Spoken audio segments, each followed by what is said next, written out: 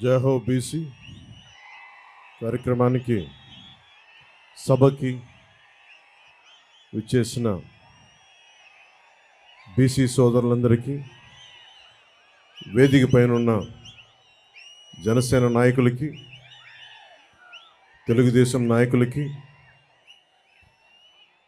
Telugu Desam party జాతీయ అధ్యక్షులు శ్రీ నారా చంద్రబాబు నాయుడు గారికి, యువగళం నేత శ్రీ లోకేష్ గారికి, తెలుగుదేశం పార్టీ అధ్యక్షులు అచ్చెం నాయుడు గారికి, వేదిక పైన ఉన్న మహిళా నాయకురాళ్ళందరికీ, తెలుగుదేశం మహిళా నాయకురాళ్ళకి, జనసేన మహిళా నాయకులు ప్రతి ఒక్కరికి పేరు పేరున హృదయపూర్వక నమస్కారం.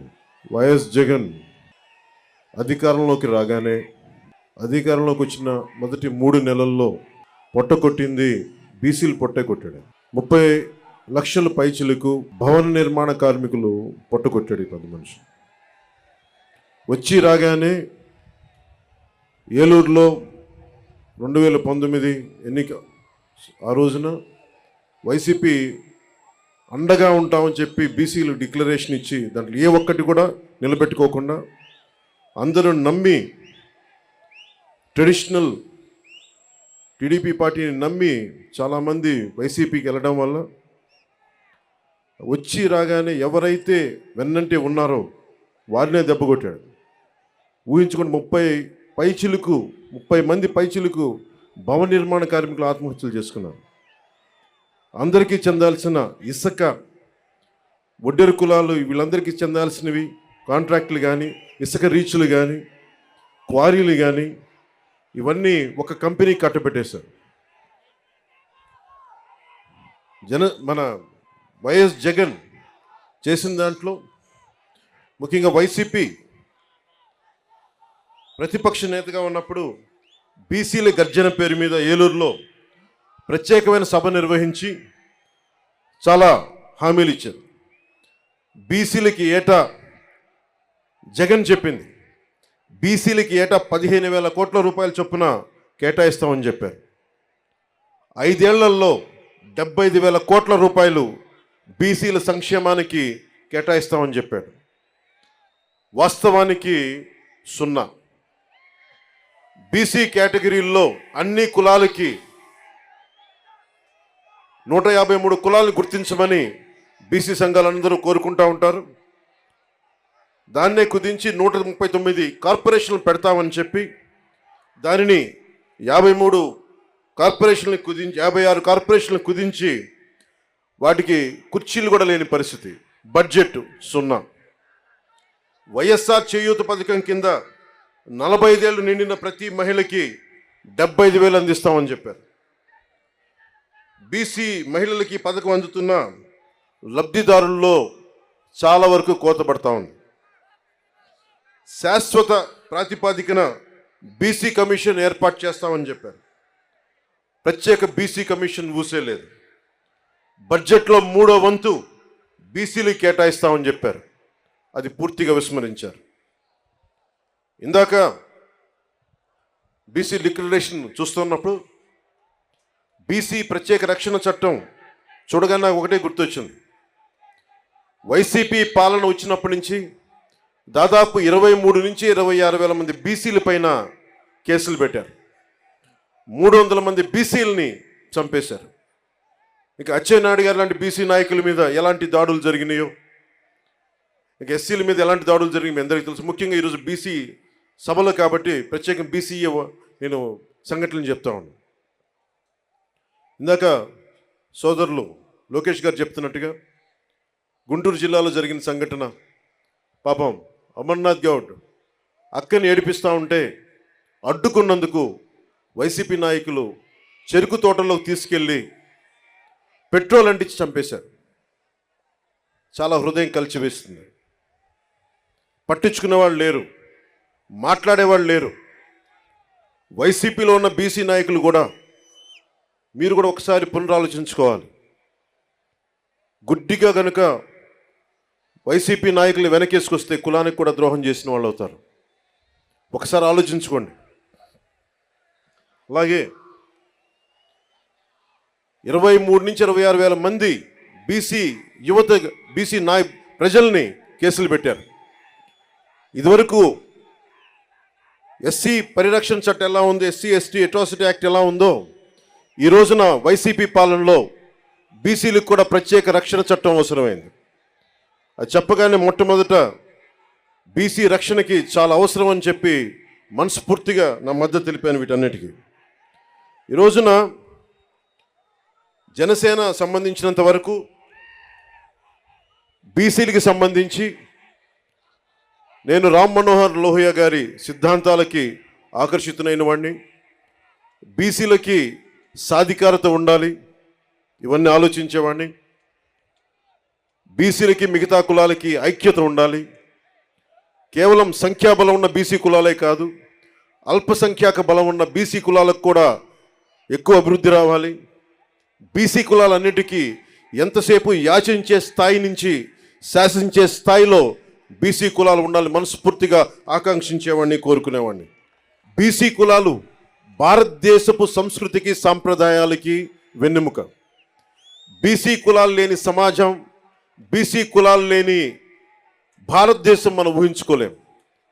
భారతదేశం సంస్కృతి సాంప్రదాయాలని కాపాడుతుంది మెజారిటీ బీసీ కులాలే కాపాడుతూ ఉన్నాయి.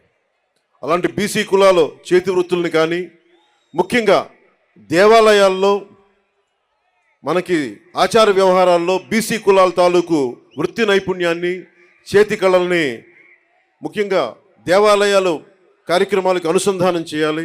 తద్వారా వాళ్ళకి చాలా బలమైన ఆర్థిక పరిపుష్టి కలిగించే అవకాశం ఉందని నాకు చాలామంది బీసీ మేధావులు చెప్పారు. దానిని ఒకసారి నారా చంద్రబాబు నాయుడు గారి దృష్టి కూడా తీసుకెళ్ళి దాన్ని ఇంప్లిమెంట్ చేసేలాగా ఖచ్చితంగా దాన్ని ముందుకు తీసుకెళ్తాం. ముఖ్యంగా వడ్డెర కులస్తులు బ్లాస్టింగ్లు జరుగుతూ ఉంటాయి. కొడుతున్నప్పుడు డ్యాముల నిర్మాణం కానీ, రైల్వే లైన్లు నిర్మాణం కానీ ఇవన్నీ వడ్డెర కులస్తుల ద్వారా జరిగాయి బ్రిటిష్ హయాంలో. అలాంటి వడ్డెర కులస్తులు ఈ రోజున పాపం బ్లాస్టింగ్లో దెబ్బలు తింటా ఏ క్వారీలు కొడతారో ఆ క్వారీలకు వాళ్ళకి హక్కు లేకుండా పోయింది. జనసేన తెలుగుదేశం ప్రభుత్వం ఉమ్మడి ప్రభుత్వంలో వడ్డెర్లకి బలమైన ఆర్థిక పరిపుష్టి వచ్చేలా వాళ్ళకి ఖచ్చితంగా వారికి దాంట్లో సింహభాగం ఉండేలా చూడాలని మనస్ఫూర్తిగా కోరుకుంటా ఉన్నాం. అలాగే వడ్డెర్లు కాంట్రాక్ట్ వ్యవస్థల్లో నలిగిపోతూ ఉన్నారు. వడ్డెర్లు మనకి ముఖ్యంగా ఈ క్వారీ మైనింగ్లో చనిపోతే కాంట్రాక్టులు మట్టి ఖర్చులు తప్ప ఇంక దేనికి అండగా నిలబడే పరిస్థితులు లేదు. నేనే స్వయాన కర్నూలులో ఈ పరిస్థితిని చూశాను. అలాగే యువతరం బీసీ యువతలో కుల వృత్తుల మీద ఆధారపడలేని పరిస్థితి ఉంది. ప్రత్యామ్నాయ అవకాశాలు కావాలి. వీటన్నిటి మీద చాలా సమూలంగా ఆలోచించాల్సిన అవసరం ఉంది. దాన్ని కూడా మేము పరిగణలోకి తీసుకొని ఈ రోజున బీసీ డిక్లరేషన్లు ఇచ్చినవి కాకుండా మీకు ముఖ్యంగా బీసీ యువతకి, మహిళలకి, పెద్దలందరికీ కూడా మీకు ఆర్థిక పరిపుష్టి వచ్చేలాగా, మీరు సంపదకి యాచించకుండా సంపదని సృష్టించేలాగా అలాంటి పథకాలు ఉండాలి. ఆ పథకాల కోసం మేము అహిర్నిశలు తెలుగుదేశం నాయకులతో కలిసి కృషి చేస్తాను మనస్ఫూర్తిగా మీకు తెలుపుకుంటా ఉన్నాను. అలాగే ఇంకొకటి పెద్ద సమాజమైన వాడబలిజ, అగ్నికుల క్షత్రియులు, జాలరి, పల్లెకారులు, పల్లెకాపు, గంగపుత్రులు, ముతరాసులు, ఇవన్నీ ఇత్యాది పల్లెకారుల కులాలన్నీ కూడా ప్రత్యేకమైన దృష్టి సారించాలి. దాదాపు 794 కిలోమీటర్ల తీర ప్రాంతం ఉండి ఈ రోజుకి జట్టీలు లేకుండా ఇబ్బంది పడతా ఉన్నారు. ఇప్పుడు గంగవరం పోర్ట్ లాంటిది నిర్మాణానికి పల్లెకారులు, జాలర్లు, మత్స్యకారులు ప్రాణాలు పోయినాయి. తిరిగి వాళ్ళకి ప్రత్యామ్నాయ అవకాశాలు కల్పించడంలో నిజంగా వెనుకబడి ఉన్నాం.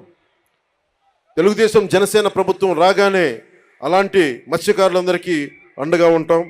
అలాగే ప్రతి 30 కిలోమీటర్లకు కూడా జట్టీలు ఉండాలనేదే నా ఉద్దేశం. దాన్ని కూడా చంద్రబాబు నాయుడు గారి దృష్టికి తీసుకెళ్ళి ప్రభుత్వం ఏర్పాటు చేయగానే ఎంత తొందరగా ప్రారంభించాలో, ఎంత త్వరగా జట్టీలు ప్రారంభించాలో కూడా దాని వైపు దృష్టి సారిస్తాం. ముఖ్యంగా మత్స్యకారుల పిల్లల్లో బాల కార్మికులు ఎక్కువైపోయారు, స్కూళ్ళు సరిగ్గా లేక. అలాంటి చోట్ల ఆశ్రమ పాఠశాలలు ప్రారంభించాలని నేను మనస్ఫూర్తిగా ఆకాంక్షిస్తున్నాను.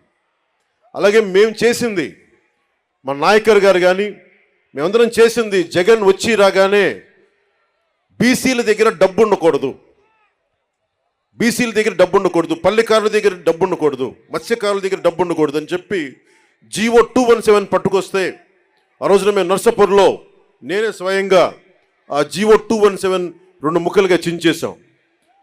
ఏదైనా సరే ఒకటే మాట చెప్పి నేను ముగిస్తా ఉన్నాను. మీ అభివృద్ధికి 153 కులాల సముదాయమైన బీసీ కులాలకి జనసేన అండగా ఉంటుంది. మీకు ఆర్థిక పరిపుష్టిని చేకూర్చేలా మీకు అండగా ఉంటాం. మీ మీద దాడులు జరిగితే మా ప్రాణాలు అడ్డేసి మరి మిమ్మల్ని కాపాడుకుంటాం. అలాగే అన్ని కులాలతో కూడా, ముఖ్యంగా మన బీసీ కులాల్లో కూడా ఐక్యత చాలా అవసరం. ఈ రోజున మనల్ని మనం ముందుకు తీసుకెళ్లాల్సిన పరిస్థితి ఉండి 153 కులాలంటే దాదాపు 53% పై శాతం జనాభా, 5 కోట్ల జనాభాలో అత్యధిక శాతం బీసీలే. అత్యధిక శాతం ఉండి ఈ రోజున మన ప్రాణరక్షణకి చట్టాలు కల్పించుకునే పరిస్థితిలో ఉన్నామంటే జగన్ గారి నుంచి అది జగన్ గొప్పతనం కాదు, మన అనైక్యత, మన బీసీ కులాల్లో ఉన్న అనైక్యత. మన ఐక్యతగా ఉంటే ఏ జగన్ కాదు, ఏ భూతం కూడా మనల్ని ఏమీ చేయలేదు. నేను అందుకనే ఇదే మంగళగిరిలో వైసీపీ వ్యతిరేక ఓటు చీలకూడదు అన్న మాట అన్నానంటే మన బీసీలు బాగుండటానికి కూడా దాని వెనుక మూల కారణం.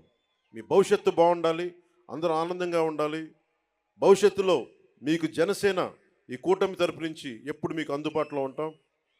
ఎందుకంటే టీడీపీకి ఉన్న మంచి పేరే రామ్ మనోహర్ లోహియా గారి ఆలోచన ధోరణితోటి బీసీలకి అత్యధికంగా పీటు వేసిన పార్టీ. దాన్ని ఎవరు కాదనరు, విస్మరించలేరు.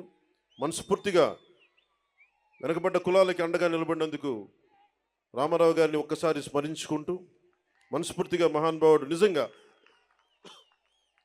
అధికారం రాని కులాలకి అధికారాన్ని కల్పించిన వ్యక్తి. రామ్ మనోహర్ లోహియా గారి స్ఫూర్తిని 80s ఆయన ముందుకు తీసుకెళ్లారు. అలాగే ఈ రోజున మనందరిపైన ఉన్న ఇదిగా బాధ్యత కూడా ఇంకా చాలా కులాలు ఉండిపోయినాయి దూరంగా. జగన్ వచ్చి రాగానే 34% ఉన్న స్థానిక ఎన్నికల్లోన 34% బీసీలకు రిజర్వేషన్ ఉంటే దాన్ని 24% తగ్గించారు. 24% తగ్గిస్తే 16,800 మంది బీసీలు స్థానిక నాయకత్వాన్ని కోల్పోయారు. తిరిగి జనసేన తెలుగుదేశం ప్రభుత్వం రాగానే ఇదివరకట్లాగే 34% పునరుద్ధరించాలి. అలాగే బాగా నచ్చింది నాకు ఈ దీంట్లో, తిరిగి కేంద్ర ప్రభుత్వానికి 33% చట్టసభలో రిజర్వేషన్ కల్పిస్తామని చెప్పింది కూడా నాకు మనస్ఫూర్తిగా దానికి ఆనందం అనిపించింది. సో దీనికి ఈ బీసీ డిక్లరేషన్కి మనస్ఫూర్తిగా జనసేన మద్దతు ఉంది. నేను అహర్నిశలు మీ అభివృద్ధి కోసం కృషి చేస్తానని తెలుసుకుంటూ, తెలుగుదేశం వర్ధిల్లాలి, జనసేన వర్ధిల్లాలి మనస్ఫూర్తిగా కోరుకుంటూ, బీసీలు సాధికారత, రాజ్యాధికారం సాధించాలని మనస్ఫూర్తిగా ఆకాంక్షిస్తూ సెలవు తీసుకున్నాను. జై హింద్.